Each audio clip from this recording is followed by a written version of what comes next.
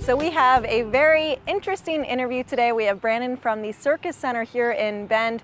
Bet a lot of people didn't even know that we had a Circus Center here. And now we do. And how long have you guys been here for? Opened up last July, so I've been around a little less than a year now. But I lost my lease in March, so I scrambled to look for another building and lost about a month of classes, but open again in a bigger, brighter, closer to downtown space. So how does the Circus Center, how did it come about?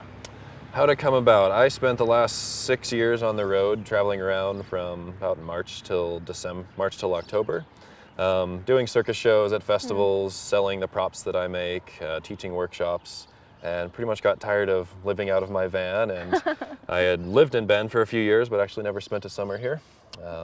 So I got tired of traveling and wanted to teach more people the arts that I do.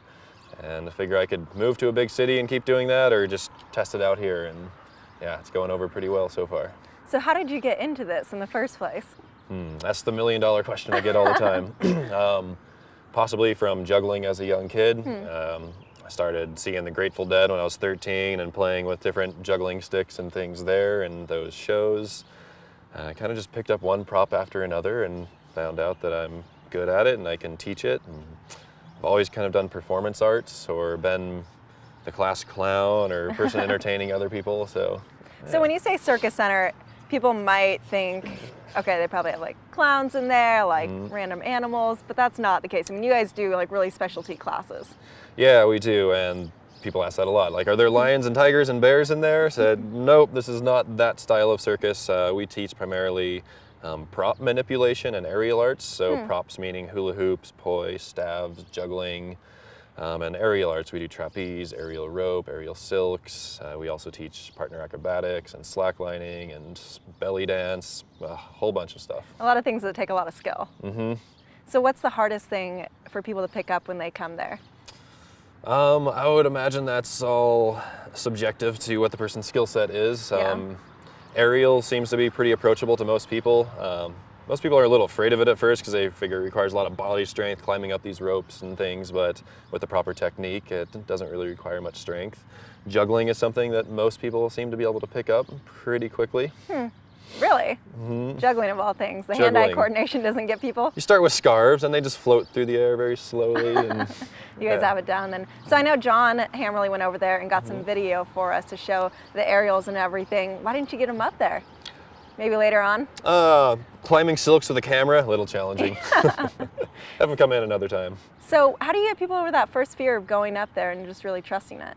We start off really low to the ground and we have mats over the entire space, plus big crash pads that we put underneath people as they start to get higher off the ground. And yeah, start low.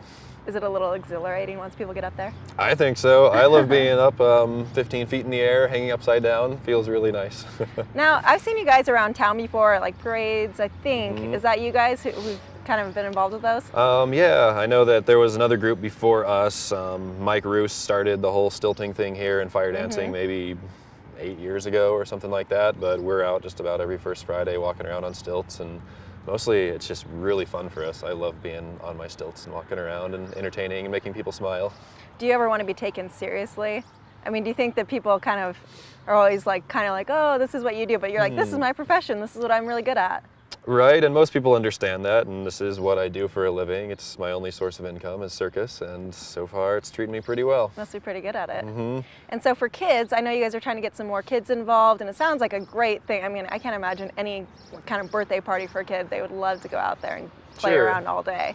And we do kids' birthday parties. We have quite a few of those happening just about every weekend. We've partnered with Parks and Rec, so we have kids' circus camps that last 4 days long for 5 hours a day throughout the summer.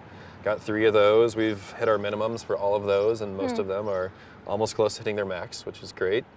And we are adding more classes for tots, like 3 to 5 year olds is our next. I bet they love it. Next place that we're trying to get kids into, and yeah. So get the kids' energy out. Get kids tumbling around for 45 minutes and learning to hula hoop or juggle, something like that. And yeah, tire them out before nap time. So when you say tumbling, though, you're not thinking, people might think gymnastics, not gymnastics. Yeah, not gymnastics. There's a difference between like gymnastics and circus balance and circus acrobatics. So a lot of it is using partners, you know, working with 3 to 5 year olds.